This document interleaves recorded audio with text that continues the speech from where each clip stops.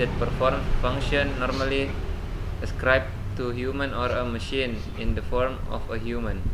Apakah itu robot industri? Ia diciptakan khas untuk tahan banting dan sistem pengoperasiannya yang lama mengikuti target yang dikehendaki. Tujuannya adalah untuk membantu manusia membuat kerja dan bukan menggantikan manusia. Sejarah singkat robot. Sejarah robot bermula ketika sistem otomatis dibuat oleh Jacques de Vaucanson pada tahun 1938 yang membuat bebek mekanik yang dapat memakan dan mencincang biji-bijian, membuka dan menutup sayapnya. Kemudian tahun 1796, Hisashin Tanaga di Jepang berhasil membuat mainan mekanik yang dapat menghidangkan dan menulis huruf kanji. Lalu 1926, Nikola Tesla mendemonstrasikan perahu bot yang dapat dikontrol dengan radio. Tahun 1928, Makoto Nishimura membuat robot pertama di Jepang. Arah pengembangan robotik. Divisi pengembangan robotik dimaksudkan untuk mempelajari dan mengembangkan sistem pengaturan mini dan mencegah dari sistem untuk dapat mengendalikan proses dari sistem tersebut. Tentunya secara spesifik, pengembangan dalam bidang ini sangat terkait dengan bidang penginderaan, pemrosesan, dan rekayasa.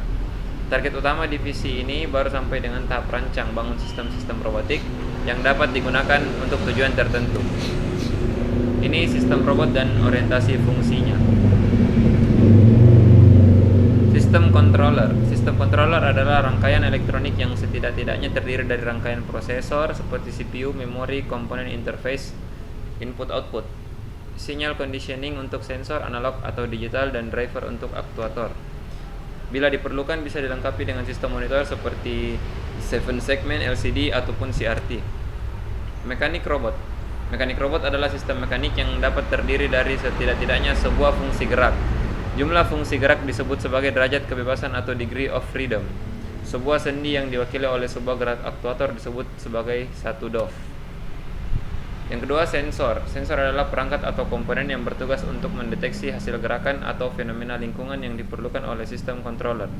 Dapat dibuat dari sistem yang paling sederhana seperti sensor on-off, menggunakan limit switch, sistem analog, sistem bus paralel, sistem bus serial, hingga sistem mata kamera. Akuator. Akuator adalah perangkat elektromagnetik yang menghasilkan daya gerakan. Dapat dibuat dari sistem motor listrik, motor DC, sistem seperti ultrasonic motor, linear motor, solenoid, dan sebagainya. Sistem pneumatik atau perangkat kompresi berbasis udara, dan perangkat hidrolik.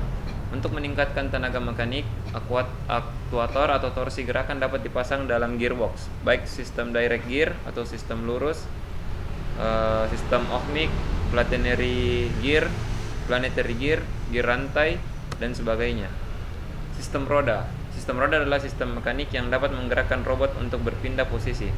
Dapat terdiri dari sedikitnya sebuah roda penggerak, 2 roda diferensial, 3 roda, 4 roda, ataupun sistem mecanum wheels atau lebih. Sistem kaki. Pada dasarnya, sistem kaki adalah gerakan roda yang didesain sedemikian rupa hingga memiliki kemampuan gerak seperti makhluk hidup. Robot berjalan dengan sistem 2 kaki atau bip robot memiliki struktur kaki seperti manusia. Setidak-tidaknya mempunyai sendi-sendi yang mewakili pergelangan kaki, lutut, dan pinggul. Sistem tangan. Sistem tangan adalah bagian atau anggota badan robot yang berfungsi sebagai manipulator, yaitu sistem gerak seperti memegang, mengambil, mengangkat, atau mengolah objek. Yang terakhir, real world adalah dunia nyata yang didefinisikan sebagai daerah kerja untuk robot. Robot yang tersusun dari tangan saja memiliki workspace yang terbatas sesuai panjang jangkauan tangannya. Untuk robot berroda atau berkaki, workspace-nya menjadi relatif terbatas, tergantung kemampuan kejelajahnya.